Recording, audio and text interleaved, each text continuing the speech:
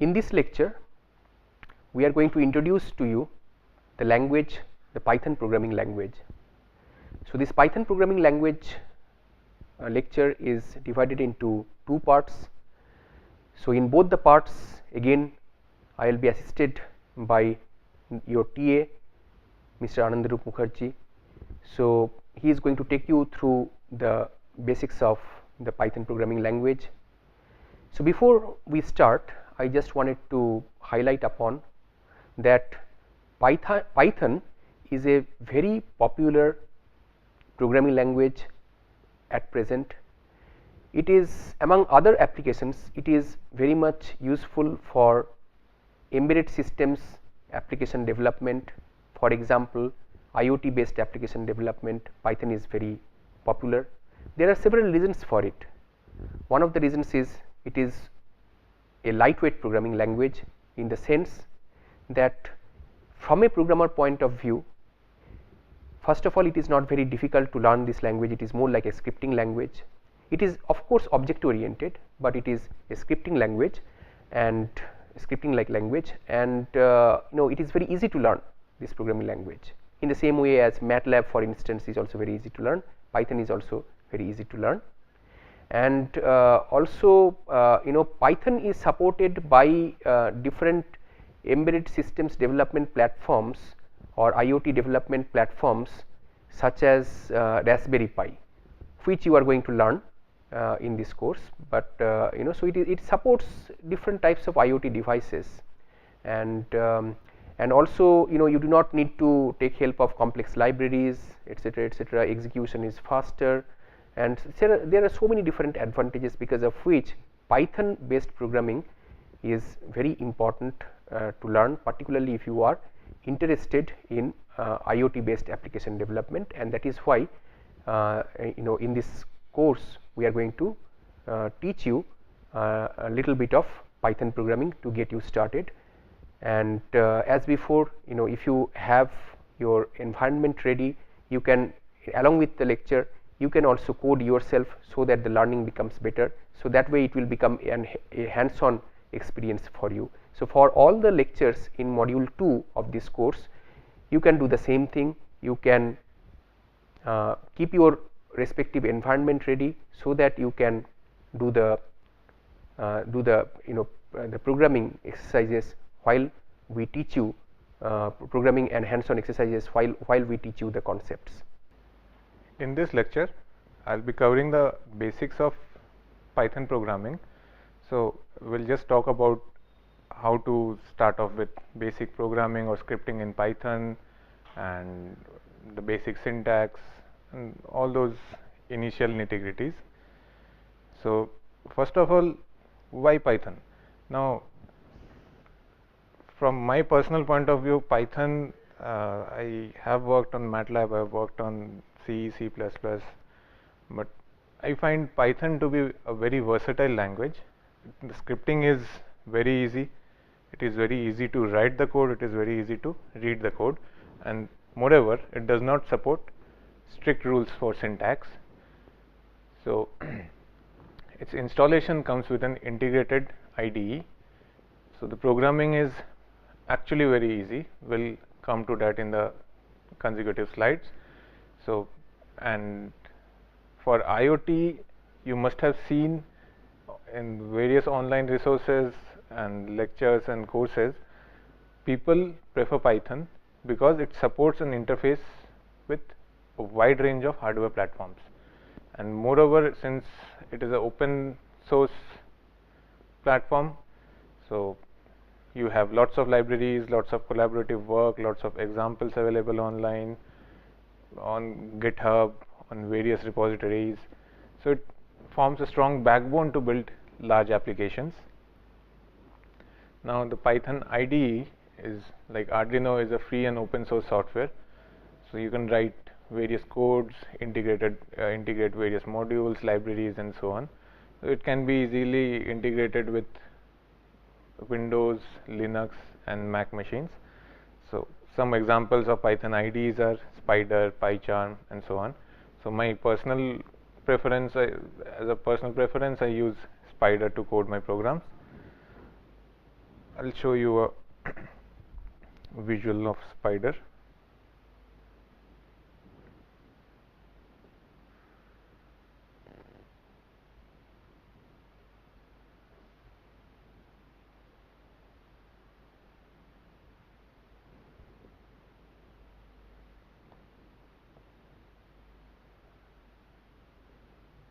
So this is basically Spider. It is an editor for Python, as well as there is an output console over here. And for the Python distribution, I'm using Python 2.7, as you can see over here, Python 2.7, and I'm using a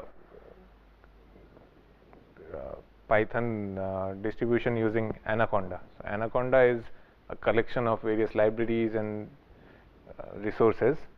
So I find it quite useful, since lots and lots of libraries, very useful and commonly available, as well as some uncommon libraries, are also integrated with Anaconda.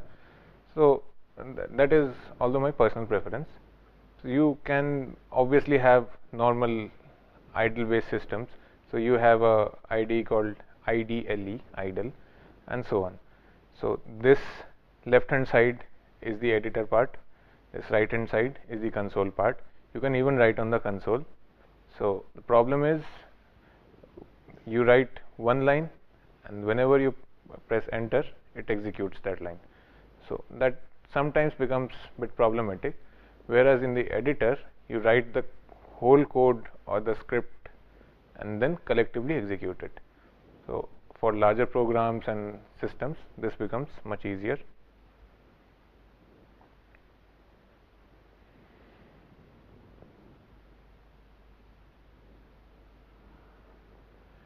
Now to start off with Python, simple example is, you want to print something, some statement. So you just write print hi, welcome to Python, or any other statement. The output will be hi, welcome to Python. So as you can see, the syntax is pretty straightforward. You don't need to call any libraries, you don't need any main function, you don't need other functions, nothing. You just, and remember, whenever you encounter, maybe online you encounter Python codes or anything, and you encounter these arrows, basically means your code is being run on the console, and otherwise it is for the editor. You can interchange between the two, no issues. Okay, so now to indicate different blocks of the code, Python however follows a very rigid indentation policy, right?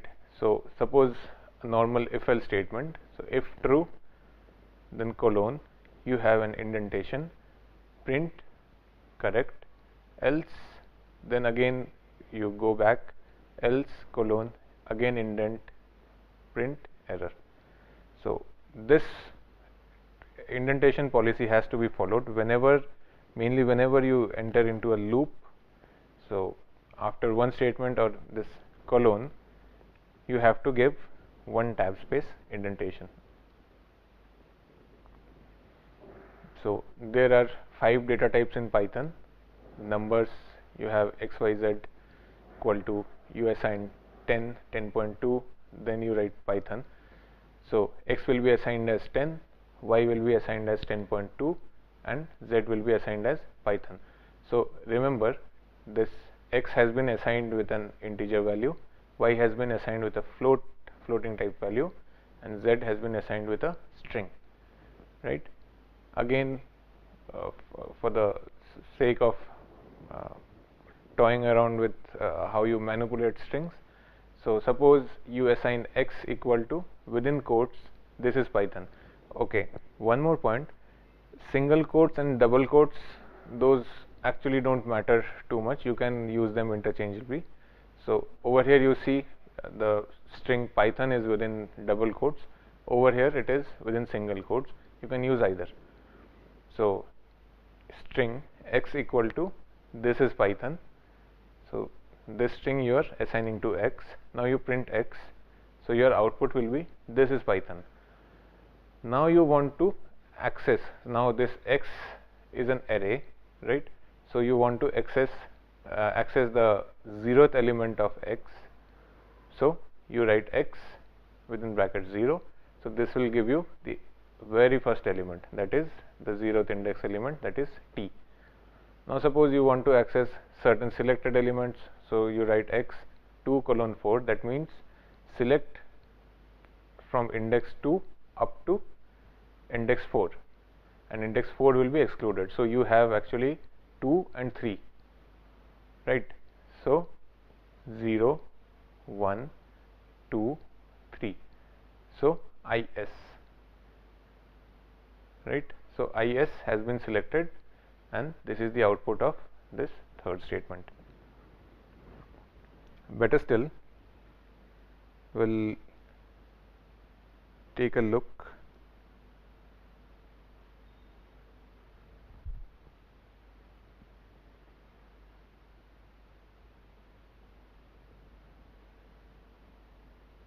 So we'll start off with a fresh console.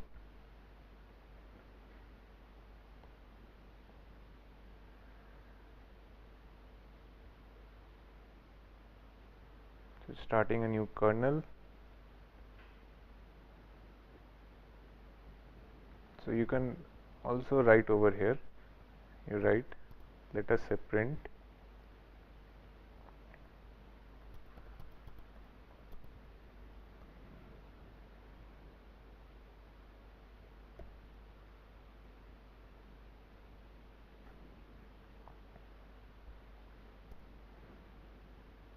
so I can execute this thing from the editor.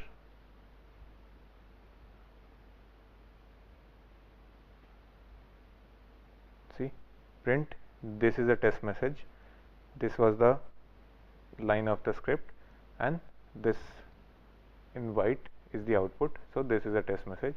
Otherwise I can also write on the console itself. Maybe I write, let's use single quotes, I write hi there.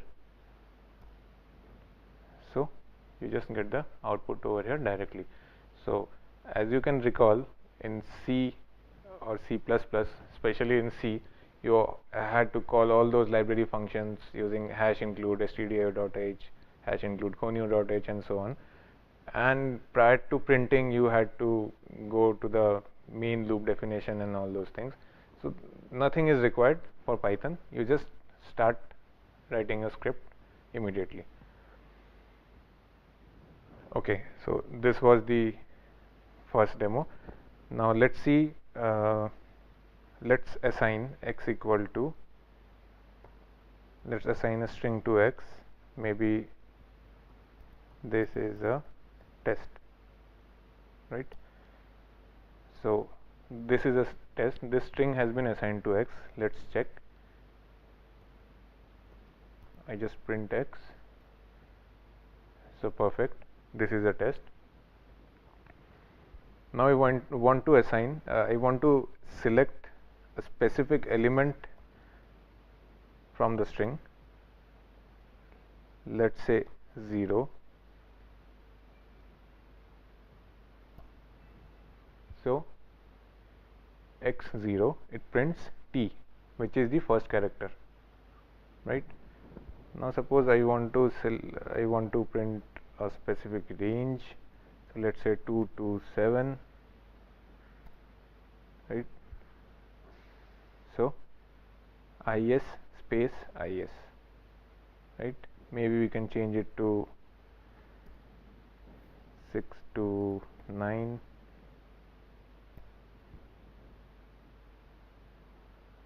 right? S space A, right? So it's fairly simple to understand. Now various other data types are you have a data type called list. So list is an ordered sequence of items, right? You can see x equal to, within the square brackets you have 10 comma 10.2 comma within quotes Python. So you can assign a integer, a float, as well as well as a string type to this various elements of the list. Then next data type is called a tuple. So tuple is an ordered sequence of items which once created cannot be changed or modified. Next is a dictionary. So a dictionary is an unordered collection of key value pairs used to contain a huge amount of data. For example, this key is 1 colon, the value is item. Then again k, the value is 2, and so on. Now again, similar to your Arduino programming or other languages, you have basic control statements. So start off with if-else statement. So you have if, then a condition, then statement 1, maybe statement 2. You can have multiple statements, but remember, if, then the condition, and then a colon. And since it follows a tabbing policy, strict tabbing policy, indentation policy, so you need to have indentation while you enter a loop. So statement 1, statement 2 have to be indented. Then whenever you are using else if, the syntax is elif, E-L-I-F, again a condition, then again colon. Then post indentation you have 2 statements, and finally else, which also has 2 statements post indentation. So this is fairly simple to understand. Another loop you consider is the while loop. You have while condition colon. After indentation you have statement 1, statement 2, that's it. Now for a simple example, suppose x equal to 1, 2, 3 and 4. This is a list, x is a list. Now for I in x, that is, you iterate over the indexes 1, 0, 1, 2, 3. So for I in x, you give a statement, you give another statement. So you can modify it in various ways. We'll check it out later. Then you have various other controlling statements like break. So for s in string, string may be anything. So let us say this is the string, then colon, then indentation. If s equal to n, it compares. If s is equal to n, then it breaks, it prints s, and then prints end, right? And then continue. For s in string, if s equal to y, it continues, then prints s, and then end.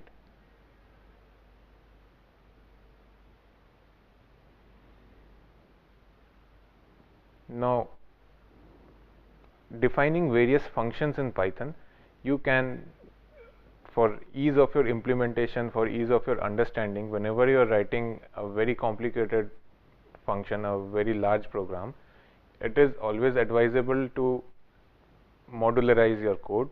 As in, suppose your code includes checking for a prime number, checking for a factorial, or returning the factorial value of a function, and so on. Like you have 20-30 different such functions.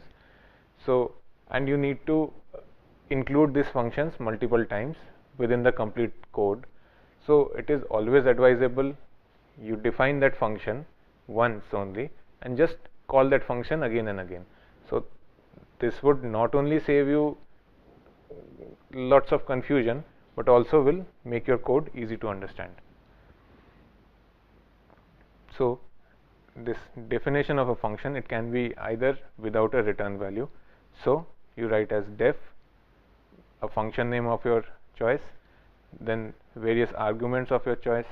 You can have n number of arguments depending on the function, and then a colon, then again an indentation, and statement 1, statement 2, that's it, right? Maybe statement 2 is a print statement. So you give arguments 1, 2 and 3. Statement 1 does some operations on these 3 arguments, and statement 2 prints the result of the arguments. Another type is with a return value. So as you can see, these things are same. In the end, there is a return function. So maybe statement 2 is x equal to some operation, and eventually it returns the value of x. So the function which calls this, the point where this function has been called in the main code, it will have x returned to it, right? For example, whenever you are calling a function, suppose def example str, then print str plus this not character. So your example, outside this function, you just call this function example hi, and your output is hi. It would be better if we get to a little hands-on. Let's say I define a function as capital IOT. I give arguments as x, y, and z, colon. I give a statement as maybe a equal to x plus y minus z, right? And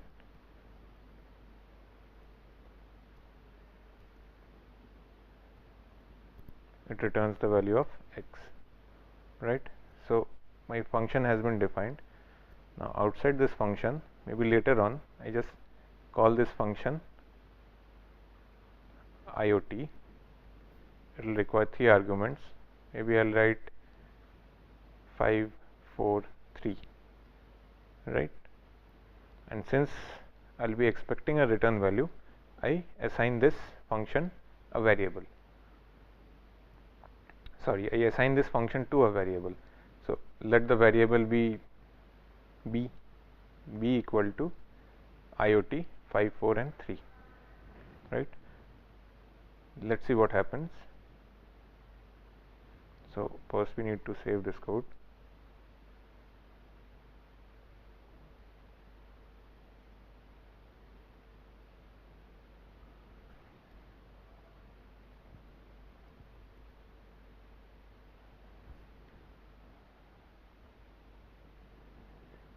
Okay, now I execute this code all at once.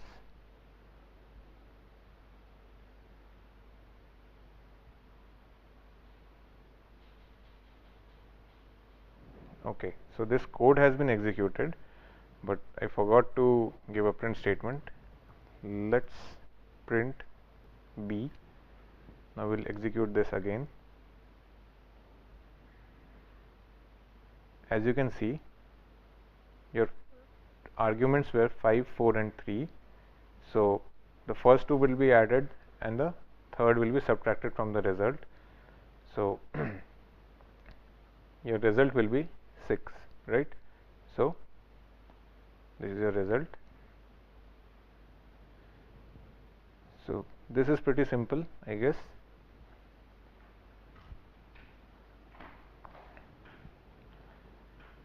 Now, since defining a function has been covered, so similarly you can define various other functions. Suppose you take in 2 arguments and define which one is greater or which one is lesser. So you check whether x is greater than y, it will return x and y, else it will return y and x. So outside this function definition, you assign this function to a variable as greater, 2 values as 10 and 100, print val. So 100 is obviously greater than 10. So if this happens, it will return this one, y and x. So your output is 100, 10. So it's pretty straightforward. Now functions as objects. So whenever you're using these functions, these can be assigned and reassigned to various variables. For example, you write a function for addition, you can directly do the operation at the return statement itself. Now you print add 4, 6, and again you assign add 4, 6 to C and then print C. So for both the output will be 10, right? So there are two types of variable scopes. One is the global variable, that is accessible, those variables are accessible all across your code, and these variables can be accessed outside as well as inside a function. And local variables, these are the ones which are only declared inside a function and cannot be accessed from outside. So for example, before a function, suppose the definition of a function, def example, these are some operations. You define a variable as gvar equal to 10. So this, and another variable as ivar equal to 100. So within example you can call gvar, but outside example you cannot call ivar. So basic variations. Again, you have a variable as 10, within example variable equal to 100, you print this var and you call this example and again print var. So what will happen is, within this example it prints var, so this var will be 100, which is locally assigned, right? So initially it was, the global variable is 10, but this overwrites that value and reassigns 100 to it, but outside this function this is not valid. So for the second print statement it will print the global variable 10. So you have various modules in Python. So you import the module name. Now you can also call for the extensions. For example, you import random. Now the random has many such functions as random integer 1 to 10 and so on. So for example, this script for I in range 1 to 10, as in you have a list of 9 numbers 1, 2, 3, 4 up to 9. Value is random dot rand int 1 to 10. It will randomly generate numbers between 1 and 10 and print value. So since this is random number generator, the output will vary upon each execution. So it's better you try this yourselves. So you can also try a particular function from within a module, like from math import pi and then print pi. It will just print the value of pi.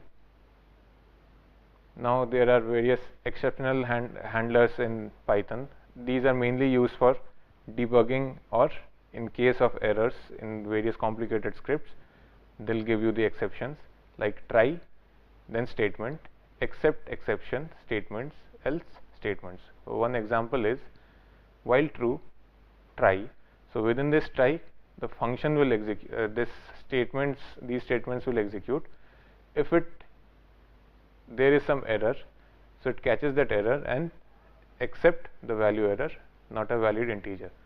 So whatever number you are inputting, it gets stored in n, it is converted into integer and you break it, and after that this print statement executes. If you somehow erroneously input a string number to it, a string or a character to it, so it won't be converted to integer, so it will print not a valid integer. So it's better you try this code also. Another example code is to check whether a number is prime or not, and so on. So these kind of complications can be increased, and you can have multiple nested loops, you can have multiple functions, function within a function, although it's not advisable, but still. So this was it. Thank you.